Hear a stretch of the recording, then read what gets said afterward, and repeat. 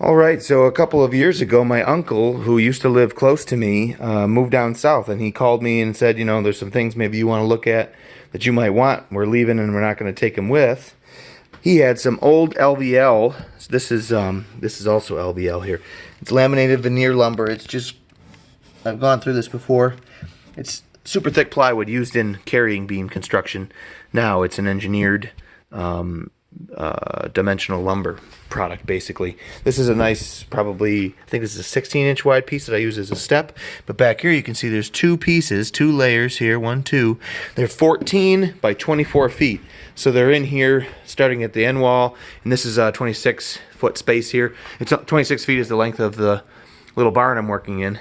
But those both come along here, and I pulled this garbage can out, but there's the end of them there.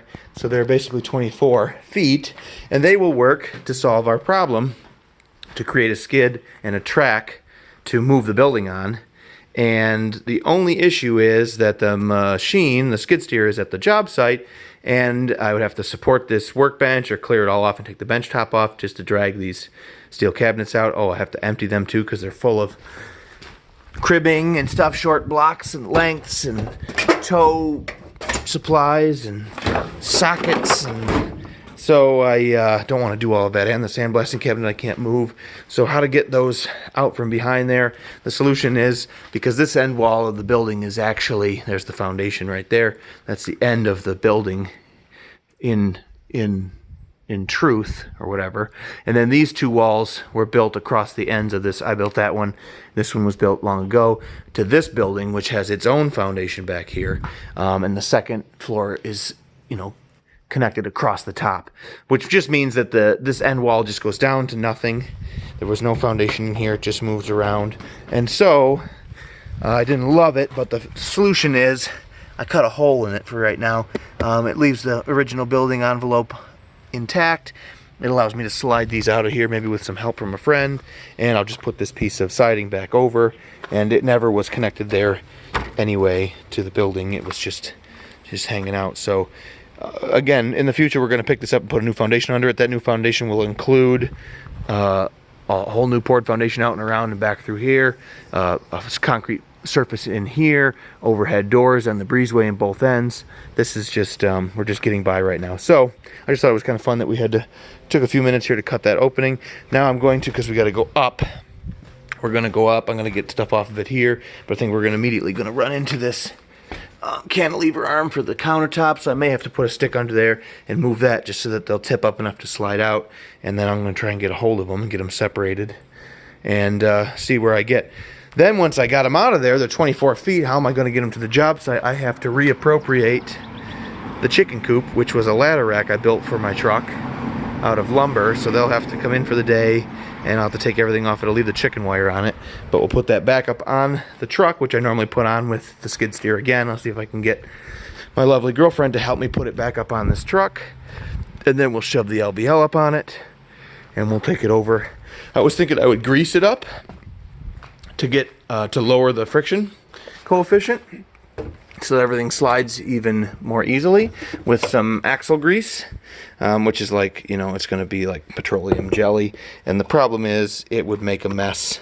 It's wet and sticky, and all the dirt and debris that is on the site and around on the ground would stick to the pieces. And I may use them even again in the future, even though they're going to be poked full of holes now. So then I changed my mind. I thought, hey, I've got a bunch of paraffin wax, or canning wax, I want to say, in the drawer here with the rest of the mold release. Where is it? Here it is.